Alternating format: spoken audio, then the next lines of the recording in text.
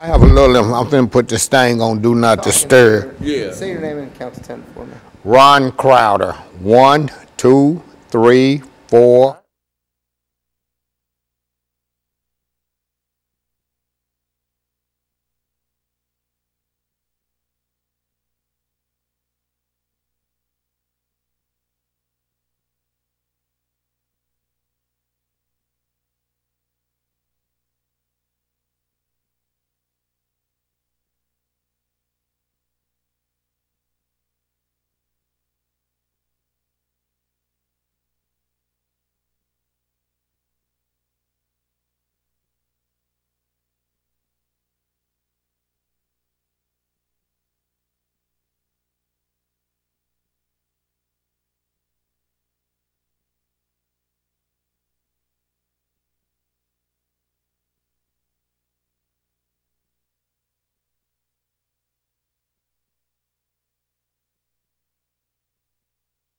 And I had my telephone off on.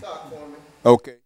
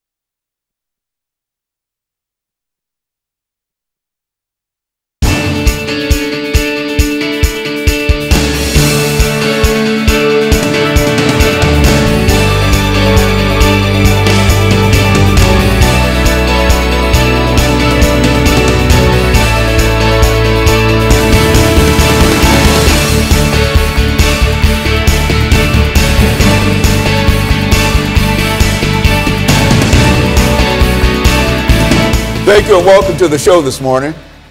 The topic this morning is the status of HIV and AIDS in Nashville. And we're fortunate to have with us to talk about the status of HIV and AIDS in Nashville, a longtime fighter of HIV and AIDS in Nashville, Mr. Ron Crowder. And many of you might recall that Mr. Crowder has been with us not only on many other shows, but he also is the founder of a very, very important anti-HIV AIDS organization called StreetWorks. And Mr. Crowder, let me welcome you to the show this morning and to tell you how delighted we are to have you and to tell you how glad we are to have you in this seat, because it's been quite a number of months since we've had a good HIV AIDS show. And some folks are saying that HIV and AIDS might be disappearing or whatever. So let's talk about first about you and your background, and then by perhaps the second segment we'll get into the status of AIDS. But more than anything, let's talk about Ron Crowder first. Okay, as you said, I'm Ron Crowder. I'm the founder and the CEO of StreetWorks. StreetWorks is a nonprofit agency that's been around for almost 20 years. We started in '97. We have 3 locations in Nashville. 2 of them are located in public housing, the Casey Homes in East Nashville and Tony Sudicum Homes in South Nashville. We do free HIV testing. We do free hepatitis C testing.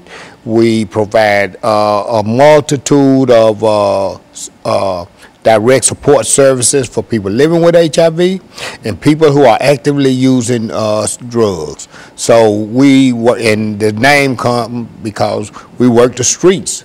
We work the streets a lot at night to prevent new infections of HIV and hepatitis C.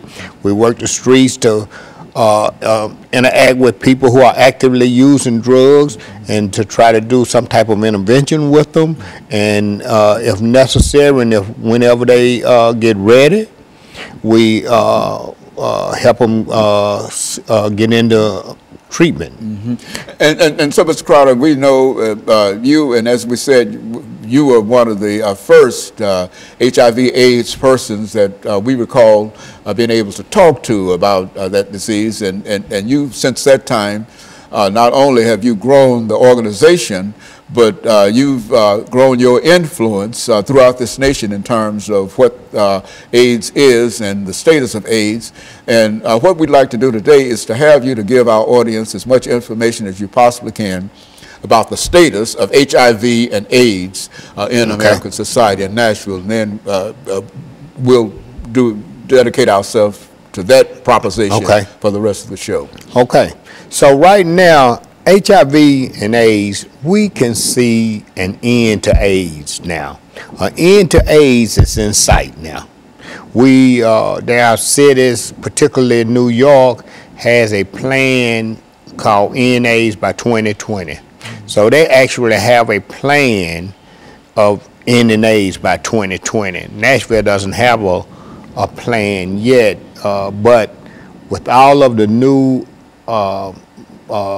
interventions and the new treatments, we can see HIV and AIDS ending. You know. Well, you know what, I think when you first came to us, Mr. Crowder, that was several years ago when this was a real disease and people were having all kinds of problems in reference to it.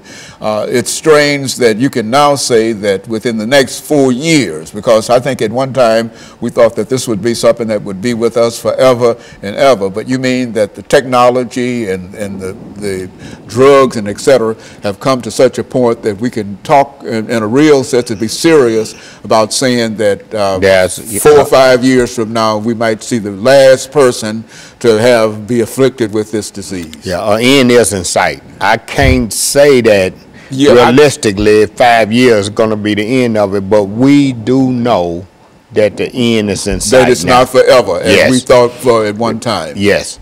Right now, HIV is more of a chronic illness than a death sentence as it was. Like, I can't remember the first time I came on your show, but I do know that the first time I came on the show, that was in the 90s. Yeah, HIV was still a death sentence. If you got HIV, you was gonna die with it. That's right. Now they treating HIV as a chronic illness, and what they are doing is, if they can get the viral load to undetectable, then your chances of transmitting the virus is slim and none. So a person who has HIV in an undetectable viral load, their chances of transmitting it to their sexual partner is slim and none. Okay, and so what we're going to do, we're going to take our first commercial break, and we're going to be back with our audience following this very, very short commercial break.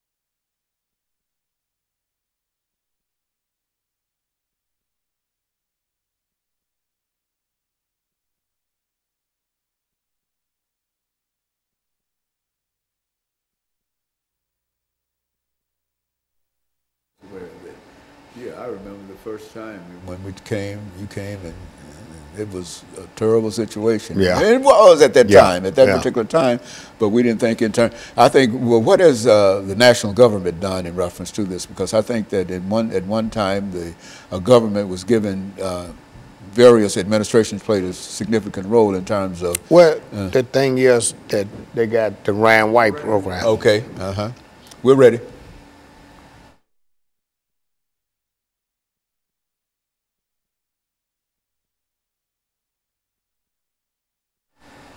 Thank you and welcome back to the second segment of the show for today.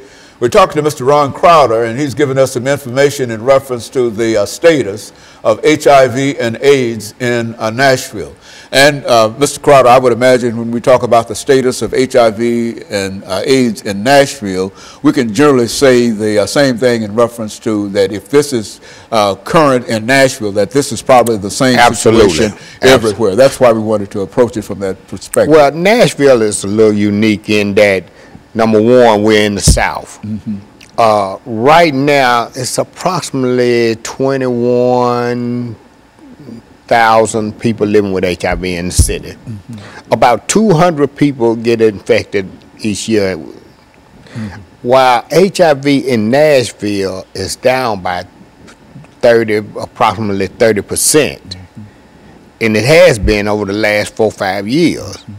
We still are the 22nd city, number 22 in the United States with the highest HIV rate. And that's due to poverty, being in the South, lack of education, lack of appropriate health care. That's a lot of many reasons. Drug use. And drug use is a good segue for what I need to say now. Right now, although needle exchange is not legal in Nashville, we know that needle exchange reduce HIV rates in the injection drug use population. So StreetWorks, you know, we just had to be proactive on that front. So we do provide sterile syringes for people who are actively using. While we don't condone drug use, we do know that they're going to use drugs whether they have clean needles or not. So in order to reduce HIV infection rates, we provide sterile syringes for people who are actively using, but we also offer them information and try to help them move to get into drug treatment. And we do that. Also the same thing with hepatitis C. We have probably 50 or 60% hepatitis C positivity rate in our testing. Now, what do you mean when you say HIV and this, you've got another disease that hepatitis C. Hepatitis C. Now, what is that all about? Hepatitis C is a disease that affects the liver.